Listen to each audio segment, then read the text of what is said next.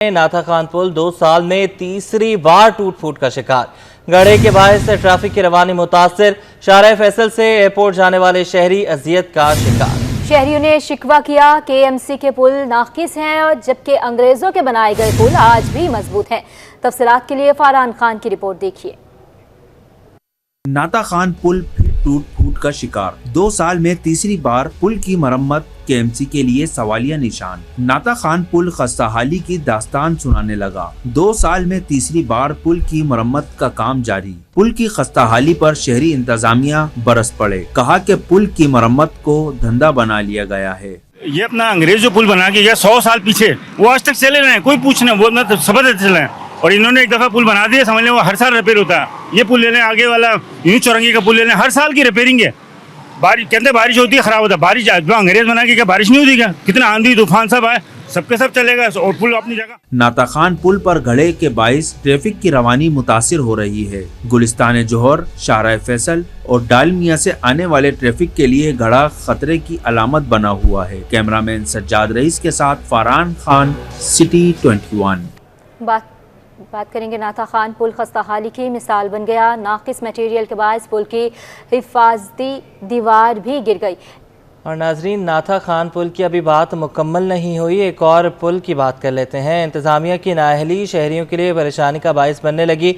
Abul Hasan अस्फहानी road पर बनने वाला पेडेस्ट्रियन ब्रिज ताहाल मुकम्मल नहीं हो सका। शहरियों की ज़िंदगी खतरे से खाली नहीं है। मज़ीद जानते हैं अक्सा शेख से। जी, हम इस वक्त अबुल हसन अस्फहानी रोड पर मौजूद हैं और अब मेरा कैमरामैन फरहान अगर आपको दिखा सकते कि ये पेडिस्ट्रियन ब्रिज है जो काफ़ी टाइम से इसी हालत के अंदर है। इसकी वजह से लोगों को कितनी मुश्किलात का सामना है। 6 माह से ज़ायद हो गए हैं, इसका काम मुकम्मल नहीं हुआ है। शहरियों को इतनी परेशानी हो रही है। ट्रैफिक की रवानी भी ट्रैफिक इतनी तेज़ है यहाँ से कि लोग अगर रोड क्रॉस भी करें तो हादसा का शिकार हो जाते हैं। हमारे साथ यहाँ के इलाका मकीन मौजूद हैं, हम इनसे बात करते हैं। तकरीबन 1 साल पहले ये काम किया, इन्होंने स्टार्ट किया था, यानी पिलर वगैरह जो थे वो खड़े किए थे। उसके बाद फिर वो खड़े करके और वो चले गए। और 1 महीना पहले आए थे, उसके अंदर ये स्टेयर्स वगैरह इन्होंने तमाम खड़ी की हैं, लेकिन उसके बाद स्टेयर खड़ी करने के बाद वो फिर चले गए। आज मेरा ख्याल है महीना होने वाला है कि अभी तक तो कोई यहाँ पलटा नहीं है इसको करने के लिए। परेशानी है, जाहिर है कि यहाँ रोड बहुत बिजी रहती है, फास्ट ड्राइविंग है, उसके अलावा अक्सर हादसात यहाँ होते हैं। तो ये इसके लिए बहुत ज़रूरी है कि इसको जितनी जल्दी मुमकिन हो सके पॉसिबल बनाएं इसको। इनको यही मुतालबा है कि जितनी जल्दी हो सके इसको कंप्लीट किया जाए ताकि जो परेशानी है, जो हादसात का लोग शिकार होते हैं, उससे कम बचा जा सके। जी, अब बात करेंगे महकमा तालीम सिंध के तकरीबन 6500 घोस्ट मुलाजमीन के खिलाफ कार्रवाई होगी। पहले मरहले में घोस्ट मुलाजमीन की IDs बंद की जाएंगी। मफरूर असातिज़ा को नोटिस जारी करने का भी फैसला। आखिरी मरहले में तमाम मफरूर मुलाजमीन को मुलाजमतों से बरतरफ किया जाएगा। वज़ीर तालीम सरदार शाह ने मंजूरी दे दी। बात करेंगे आजिज़ जमाली से। आजिज़, बताइएगा। ये बहुत बड़ा इंकशाफ है जो गुज़िश्ता रोज महकमा तालीम सिंध ने खुद ही किया है। हमने गुज़िश्ता शब अपने नाज़रीन को इसके बारे में आगाह किया था कि सूबा सिंध में 6342 असातिज़ा हैं या महकमा तालीम के मुलाजमीन हैं जो घोस्ट हैं, जिनको एब्सकांडर मफरूर करार दिया गया है।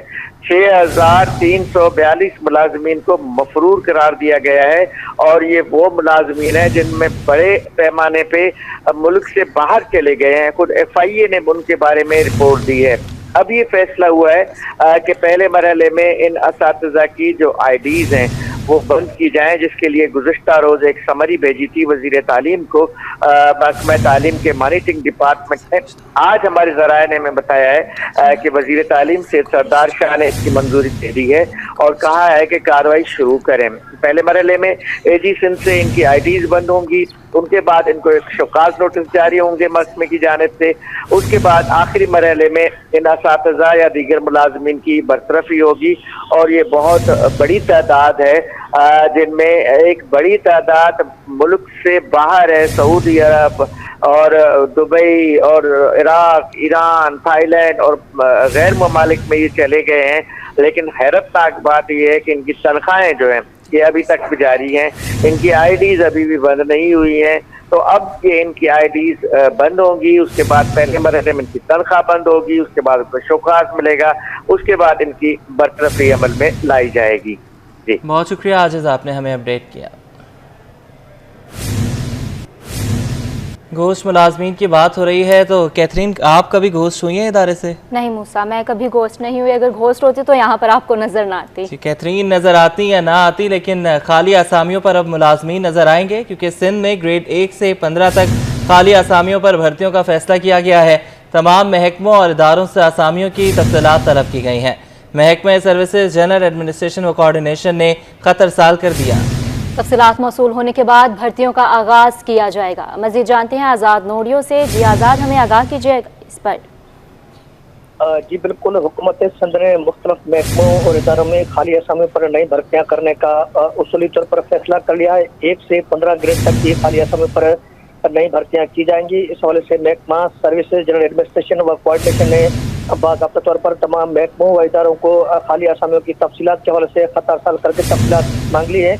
महकमा सर्विसेज जनरल एडमिनिस्ट्रेशन व कोऑर्डिनेशन की जानब से खत जिनको अरसाल किया गया है उनमें चेयरमैन तरक्की और मनसूबाबंदी board, chairman inquiry anti corruption establishment, खत जो तमाम additional chief secretary, senior member board of revenue, जो ये खत तमाम महकमों के सेक्रेटरीज, इसके अलावा प्रिंसिपल सेक्रेटरी वज़ीर सेक्रेटरीट को भी अरसाल किया गया है। इसके अलावा खत IG सिंध जो वज़ीर इंक्वायरी इंस्पेक्शन टीम जो इनको भी अरसाल किया गया है। इसके अलावा ये खत सेक्रेटरी जो है सूबाई मकतब और सिंध असेंबली को भी अरसाल किया गया है। खत सिपरा और सिंध पब्लिक सर्विस कमीशन को भी अरसाल किया गया और खत में लिखा गया है कि तमाम महकमों में इदारों के सरबराहान को आगाह किया गया है कि फौरी तौर पर खाली असामी की तफसीलात जो है महकमा सर्विस जनरल एडमिनिस्ट्रेशन को अरसाल की जाए, जिसके बाद बाकायदा तौर पर नई भर्तियों पर अमल दरामद का जो है आगाज कर दिया जाएगा। इस हवाले से सिंध हुकूमत ने तमाम तर महकमों इदारों से खाली असामियों की तफसीलात मांग ली। जैसे तफसीलात मौसूल होंगे उसके बाद जो है नई भर्तियों पर अमल दरामद का आगाज कर दिया जाएगा। जी आज़ाद, आप हमारे साथ ही रहिएगा। सिंध सरकार ने महकमा बोर्ड ऑफ रेवेन्यू के मेंबर जुडिशल इकबाल अहमद सुमरो को ओहदे से फारिग करके मोहम्मद सालिक मिर्जा को तैनात कर दिया, जिसका महकमा सर्विसेज जनरल एडमिनिस्ट्रेशन और कोऑर्डिनेशन ने नोटिफिकेशन जारी कर दिया है। इस पर भी आज़ाद नोहड़ियों से बात करेंगे, अपडेट कीजिएगा। जी मोहम्मद मूसा, जैसा कि सिंध हुकूमत ने डायरेक्टर जनरल सूबाई मोहतब मोहम्मद सालिक मिर्जा का तबादला करके उनको जो है judicial member board of revenue से तैनात कर दिया है, जबकि member judicial 1 board of revenue Iqbal Ahmed Soomro को ओहदे से फारिग करके उनको महकमा सर्विसेज जनरल एडमिनिस्ट्रेशन व कोऑर्डिनेशन में रिपोर्ट करने का हुक्म दे दिया है। इस हवाले से महकमा सर्विसेज जनरल एडमिनिस्ट्रेशन व कोऑर्डिनेशन ने नोटिफिकेशन भी जारी कर दिया है। जी मूसा, बहुत शुक्रिया आज़ाद, आपने हमें अपडेट किया।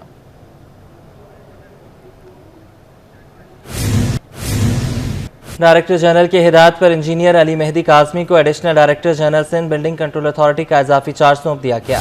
जी हाँ, चार्ज सौंप दिया गया है। डायरेक्टर जनरल की हिदायत पर इंजीनियर अली मेहदी काज़मी को additional director general Sindh building control authority का इजाफी चार्ज सौंपा गया है। आपको अपडेट कर रहे हैं यहाँ पर डायरेक्टर जनरल की हिदायत पर इंजीनियर अली मेहदी काज़मी को additional director general Sindh building control authority का इजाफी चार्ज सौंपा गया है। ऐसे नबासी हमारे साथ हैं, अपडेट कीजिएगा। जी बिल्कुल, director general Sindh building control authority Abdul Rasheed Solangi की हुक्म पर जो है वो एक नया नोटिफिकेशन निकाला गया है, जिसमें अली मेहदी काज़मी जो कि ग्रेड 19 के अफसर हैं, जिनको 6 माह कबल हैदराबाद रीजन का जो है वो डायरेक्टर तैनात किया गया था, कराची से ट्रांसफर करने के बाद आज एक नया हुक्मनामा निकाला गया है, जिसमें बताया गया कि अली मेहदी काज़मी जो है वो तमाम इंटीरियर के शहरों की जो है वो जिम्मेदारियां अदा करेंगे, वो तमाम को लुक आफ्टर करेंगे और रीजनल डायरेक्टर के ओहदे पर रहते हुए तमाम गैर कानूनी तामीरात के खिलाफ जो है वो घेरा तंग करेंगे। उनका additional director general Sindh building control authority का जो नोटिफिकेशन इजाफी चार्ज का जारी कर दिया गया। अली मेहदी काज़मी को 6 माह कबल जो हैदराबाद में तैनात किया गया, तो हैदराबाद में गैर कानूनी तामीरात और बिल्डर माफिया का जो राज था उसको जो है काफी हद तक लगाम जो है वो डाला गया, जिसकी कारकर्दगी को देखते हुए जो है वो एक नया नोटिफिकेशन निकाला गया, जिसमें नया इजाफी चार्ज दिया गया है। अली मेहदी काज़मी जो है वो बिल्डिंग कंट्रोल के कई अहम ओहदों पर भी जो है वो जिम्मेदारियां अदा कर चुके हैं। जी बहुत शुक्रिया, आपने हमें अपडेट किया। प्लाजा मैनेजमेंट कमेटी के इंतखाबात का दंगल सज गया। 786 वोटर्स हक रायदही इस्तेमाल करेंगे। सदर की नशिस्त पर तनवीर पास्ता और मोहम्मद इस्माइल मद मुकाबिल हैं। तफसील जानते हैं नुमाइंदे काविश मेमन से। बताइएगा काविश, कहां तक सिलसिला पहुंचा अभी तक इंतखाब का? काविश मेमन के साथ हमारा राब्ता बहाल नहीं हो सका। फिल वक्त अपने नाजरीन को अपडेट करे हैं। गुल प्लाजा मैनेजमेंट कमेटी के इंतखाबात का दंगल सज गया है। 786 रजिस्टर्ड वोटर्स वोट कास्ट करेंगे। सदर की नशिस्त पर तनवीर पास्ता और मोहम्मद इस्माइल मद मुकाबिल हैं। काविश मेमन, हमें अपडेट कीजिएगा।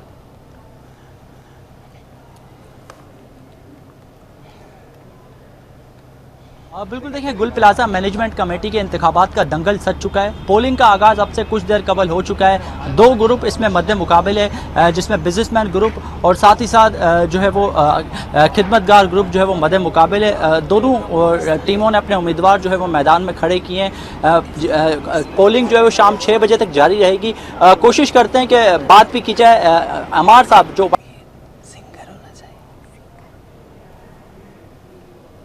गुल प्लाजा मैनेजमेंट कमेटी के इंतखाबात का दंगल सज चुका है। 786 रजिस्टर्ड वोटर्स वोट कास्ट करेंगे। सदर की नशिस्त पर तनवीर पास्ता और मोहम्मद इस्माइल मद मुकाबिल हैं।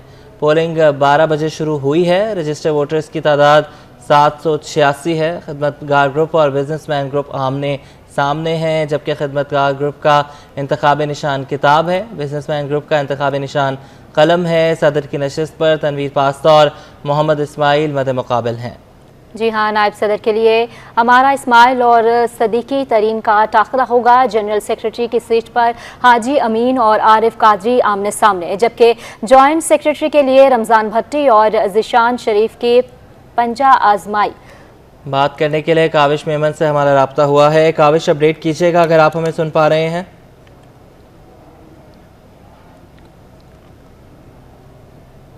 देखिए, इस इलेक्शन में 2 ग्रुप जो है वो मद्दे मुकाबिल हैं। कोशिश की जा रही है कि यहाँ पे जो गुल प्लाजा के जो इशूज़ हैं, उनके जो मसाइल हैं वो जीत कर उनको हल किए जाएँ। साथ ही साथ देख रहे हैं कि जो मार्केट के दुकानदार हैं वो भरपूर बड़ी तादाद में इस इलेक्शन में हिस्सा ले रहे हैं। जो यहाँ पर हमें गाइडलाइंस जारी की गई हैं मीडिया के लिए ख़ास तौर पर, यहाँ पर जो एक पोलिंग अमला तैनात किया गया उसके मुताबिक कैमरामैन से मनान से कहूँ दिखा सके, यहाँ पर लोग मौजूद हैं दोनों ग्रुपों के जो बाज़ार वोट कास्ट करने के लिए जाते हैं, लेकिन हमें जो पोलिंग बूथ है वहाँ पर जाने से रोका गया है और कहा जा रहा है कि वहाँ पर आप कवरेज नहीं कर सकते। तो इसलिए हमने यहाँ पर कैंडिडेट्स को बुलाया, उनसे बात कर रहे हैं। अमार साहब, बताइएगा, ज़ाहिर इलेक्शन है, क्या बेसिक पर्पज़ है जीत के, क्या करना चाहते हैं? जीत के जो हमारे जी बिल्कुल, जीत कर क्या किया जाएगा ये अभी वो बता रहे हैं कि इधर जो किराएदार हैं उनके पर जैसे ही वो सेट होता है उनके साथ बुरा होता है, तो किराएदार को तहफ़्फ़ुज़ देना हमारा सबसे पहला मंशूर है।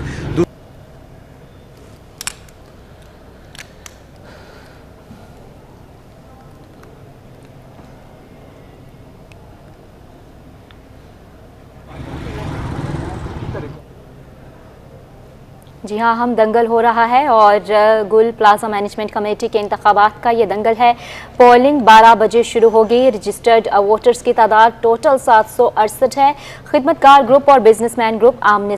और नाजरीन, मुजरिमान तो अपडेट हो गए, लेकिन पुलिस पुराने धंधों पर चल रही है। पुलिस को रिश्वत न देने पर गुमशुदा शहरी से मुबैना पुलिस मुकाबले का इंकशाफ। सिंध हाई कोर्ट ने पुलिस हुकाम को मामले की तहकीकात का हुक्म दे दिया। तफसील जान लेते हैं नुमाइंदे मुमताज़ जमाली से। मुमताज़, बताइएगा हमें। बिल्कुल, देखिए जी, आज सिंध हाई कोर्ट कराची में पुलिस को रिश्वत न देने पर गुमशुदा शहरी से मुबैना पुलिस मुकाबले का इंकशाफ हुआ है। अदालत ने पुलिस हुकाम को मामले की तहकीकात का हुक्म दे दिया है। अदालत की DIG इन्वेस्टिगेशन और दीगर से 11 सितंबर को रिपोर्ट तलब की गई है। अदालत ने मजीद 2 लाख अफराद की बाज़ाबी के लिए इक़दाम करने का भी हुक्म दे दिया है। लापता शहरी से मुबैना पुलिस मुकाबले के मामले पर अदालत ने इजहार हैरत की है।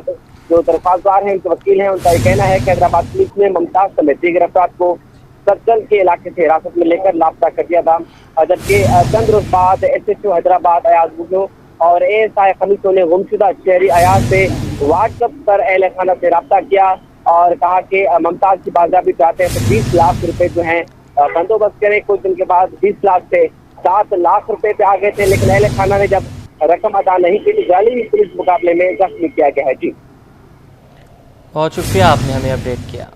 हुकूमत का खलीजी ममालिक नौकरी के लिए जाने वालों के लिए बड़ा रिलीफ। FPR लेबर वीज़ा वाले मुसाफिरों पर FED में कमी कर दी गई। हुकूमत ने खलीजी ममालिक नौकरी पर जाने वालों पर फ़ी टिकट 7500 रुपये का रिलीफ दे दिया है। तफसील जानते हैं नुमाइंदे अशरफ खान से। अशरफ, आगाह कीजिएगा।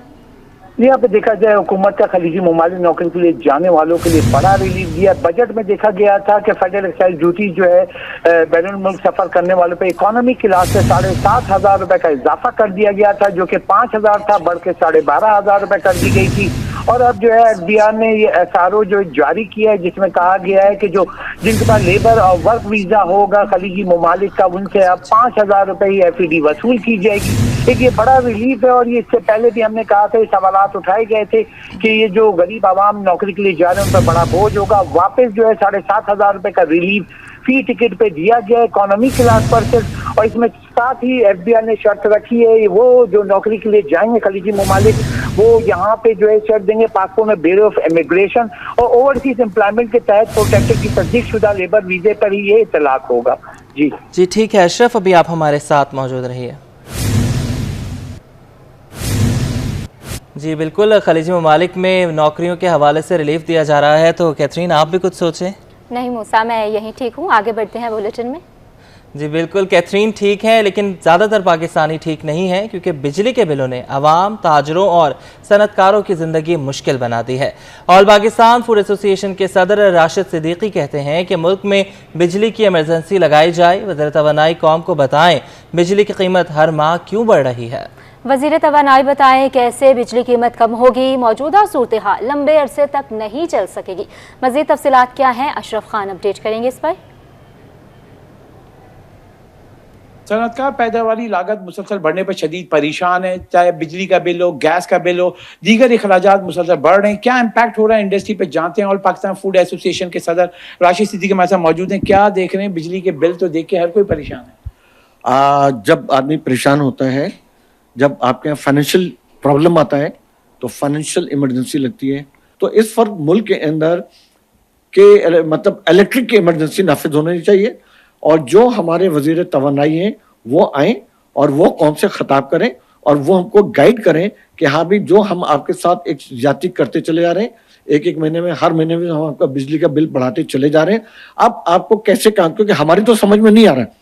हम तो आपको मालूम है जितनी तेजी से इंडस्ट्रीज बंद होती जा रही है, जितनी तेजी से हमारी एक्सपोर्ट डिक्लाइन होती जा रही है, और बिजली की वजह से जो हम इंपोर्ट करते थे, जिसके ऊपर गवर्नमेंट ने बहुत ज़्यादा जोर देने के बाद उस इंपोर्ट को डिक्लाइन करने की कोशिश की थी। लेकिन जब हमारी बिजली इतनी महंगी हो जाएगी तो हमारी लोकल मसनूआत की जो प्रोडक्शन कॉस्ट होगी वो इतनी बढ़ जाएगी कि हमको फिर इंपोर्ट करना हमारे लिए ज़्यादा आसान हो जाएगा। तो मैं चाहता हूँ कि वज़ीर तवानाई आएँ और हमारे साथ, कौम के साथ एक खिताब करें कि आखिर ये सिलसिला कब रुकेगा, कैसे रुकेगा और इसका हल क्या है, इसका सदेबाब क्या है। जो लोग इसके विक्टिम हैं, क्योंकि इसका विक्टिम एक 60 गज के घर में रहने वाला भी है और इसका विक्टिम एक 25 एकड़ की फैक्ट्री चलाने वाला भी है। इसका विक्टिम एक छोटा से छोटा बायर भी है और इसका विक्टिम एक बड़े से बड़ा सप्लायर भी है। तो इस वक्त एवरीवन, यानी कि इस वक्त मैं बहुत सारे ऐसे लोगों को जानता हूँ नौकरी पेशा स्पेशल, कि वो कहते हैं कि जी जिस तरह से हमारे टैक्सेस बढ़ा दिए गए और जिस तरह से हमारे बिजली के बिल आ रहे हैं, कोई अपनी गाड़ी बेच के अपने घरों का गुजारा कर रहा है, कोई अपनी बीवी की जेवर बेच के गुजारा कर रहा है। लोगों के पास इस वक्त बच्चों की फीस देने के लिए पैसे नहीं है। वो कहते हैं कि भाई हम के इलेक्ट्रिक का बिल पहले दें या हम बच्चों की फीस पहले दें। जी, जैसे कि आपने सुना यहाँ पे कहा है कि जो मौजूदा सूरत हाल है उस पर फौरी तौर पर जो है तवानाई की इमरजेंसी नाफिज की जाए। वजारत तवानाई जो है सामने आए, आवाम को बताए कि बिजली मजीद कितनी महंगी हो, क्योंकि अब ये बर्दाश्त से बाहर हो गई, इस मसले को हल करना ही होगा। जी बहुत शुक्रिया अशरफ खान, आप हमें अपडेट करे थे। अच्छा मूसा, अभी आपने एक ऑफ़र की थी खलीजी ममालिक जाने वाली, गौर किया जा सकता है उस पर, क्योंकि सनत भी परेशान है और आगे हड़तालें भी जारी हैं। ग्रोसरी होलसेल एसोसिएशन ने गैर मुअय्यना मुद्दत तक के लिए हड़ताल करने का इंदिया दे दिया है। होलसेल ग्रोसर एसोसिएशन के चेयरमैन अब्दुर्रऊफ इब्राहिम कहते हैं कि मुज़ाकरात कामयाब ना होने की सूरत में गैर मुअय्यना मुद्दत तक के लिए हड़ताल की जाए। आप वसीम इफ्तिखार की रिपोर्ट देखिए और हम खलीजी ममालिक जाने का सोचते हैं। विद होल्डिंग टैक्स और FBR ताजिर दोस्त स्कीम के खिलाफ कराची में ताजिरों का अहम इजलास में कराची, हैदराबाद और दीगर शहरों के गजाई अजनास के ताजिर, एक्सपोर्टर्स और इम्पोर्टर्स की शिरकत। अब्दुल रऊफ इब्राहिम का कहना था कि मुज़ाकरात कामयाब ना होने की सूरत में गैर मुअय्यना मुद्दत तक के लिए हड़ताल की जाएगी। ताजिर हड़ताल की कॉल के लिए तैयार रहें। ऐसा नहीं होगा कि यार रऊफा ऐलान कर देंगे तो वो ऐलान नहीं, हम इत्तेफाक से चलेंगे, इत्तेहाद से चलेंगे। और मैं आपको एक तजवीज़ लेना चाहता हूं कि इसी तरह हम अमल कराएंगे। तो मेरा एक सवाल है, उसका जवाब आप देते जाएं ताकि ये मसाइल हल हों। विथ होल्डिंग टैक्स, आप पहले नारा लगाएं भाई, सबको लें बेटा, सबको लें मेरे भाई। With holding tax, with holding tax.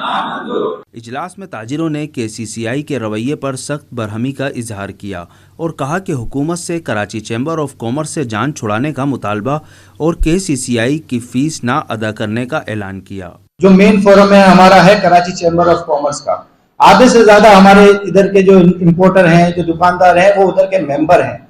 Chamber हमारे लिए कुछ भी नहीं बोल रहा। पाकिस्तान की गला मंडियां हमारे साथ है, चैम्बर हमारे को लिफ्ट ही नहीं करा रहा। चैम्बर हमारा साथ नहीं दे और हम चैम्बर से साथ मांगे क्यों? क्या हम कोई छोटी मार्केट है? हम एक बहुत बड़ी मार्केट है, वो अपना हक रखना खुद जानती है और इंशाल्लाह हम अपनी बात मनवा के रहेंगे। ताजिरों का कहना था कि उन्हें KCCI के सहारे के बजाय अपने हुकूक की जंग खुद ही लड़ना पड़ेगी। वसीम इफ्तिखार, सिटी 21। एक भारी भरकम बिलों और IPPs मुआहदों के खिलाफ जमात इस्लामी मैदान में है। जमात इस्लामी का गवर्नर हाउस के बाहर धरना आज भी जारी है। तफसीलात जान लेते हैं, नुमान गुल से इस वक्त वहीं पर मौजूद है। नुमान, आगाह कीजिएगा, ताज़ा तरीन सूरत हाल क्या है इस वक्त? बिल्कुल, जमात इस्लामी की जानिब से गवर्नर हाउस के बाहर धरना इस वक्त जारी है। आज धरने का छठा रोज़ है और आज जो है वो मुख्तलिफ तकरीबात का इनेकाद किया जाएगा। इस वक्त यहाँ पर जो है वो मुख्तलिफ इदारों, सरकारी इदारे और मुख्तलिफ इदारों के जो मुलाजमीन हैं उनकी कन्वेंशन का इनेकाद किया जा रहा है, जबकि रात में जो है वो मुबाइसे का भी इनेकाद किया जाएगा। इस वक्त सूरत हाल ये है कि अभी तक जो मुलाजमीन हैं उनकी आमद का सिलसिला यहाँ पर जो है वो वक्फे से शुरू हो चुका है, जबकि अब से कुछ देर बाद ये तवक्को की जा रही है कि जो कारकुनान हैं वो भी इसके अंदर शिरकत करेंगे और वो जो है वो इसमें मौजूद रहेंगे, जबकि अभी तक जो है वो प्रोग्राम का आगाज़ नहीं हो सका है। अब से कुछ देर बाद ये तवक्को की जा रही है कि प्रोग्राम जो है वो शुरू किया जाएगा। जमात इस्लामी के तहत आज छठा रोज़ है, जबकि पिंडी में जो है वो पिंडी का ही ये एहतिजाज है जो कि कराची तक पहुँचा है। और अब ये भी कहा जा रहा है कि ये मुल्क के मुख्तलिफ हिस्सों में भी इसके एहतिजाज किया जाएगा, जिनमें लाहौर, पेशावर व दीगर भी शामिल हैं। इस वक्त कराची का जो धरना है वो छठे रोज़ में दाखिल हो चुका है और जमात इस्लामी जो है वो IPPs और जो बिजली के भारी भरकम है बिल हैं उनके खिलाफ। अनुमान, आपसे हम आने वाले बुलेटिन में भी अपडेट लेते रहेंगे।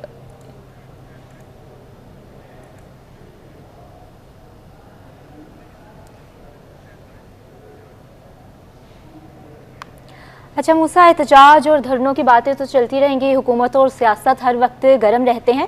यहाँ बात कर लेते हैं हम कराची के मौसम की। कराची के मुख्तलिफ इलाकों में वक्फे से हल्की बारिश जारी है। बात कर लेते हैं अक्सा शाहिद से, अपडेट कीजिएगा।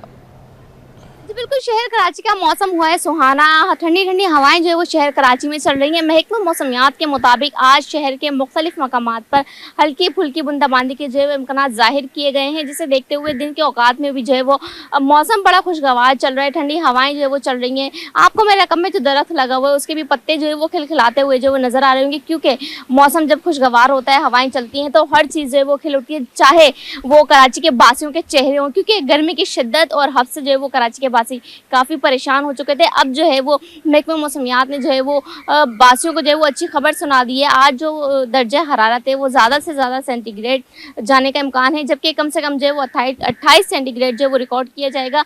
इस वक्त हवा में नमी का तनासुब जो है वो 71% जो है वो रिकॉर्ड किया जा रहा है। दिन के औकात में हम ये देख रहे हैं कि धूप की तपिश जो है वो बहुत हद तक कम है। आसमान पर जो है वो काले बादलों के ढेरे छाए हुए हैं और किसी भी वक्त जो है वो शहर कराची में आज जो है वो हल्की फुल्की बारिश जो है वो देखी जा सकती है।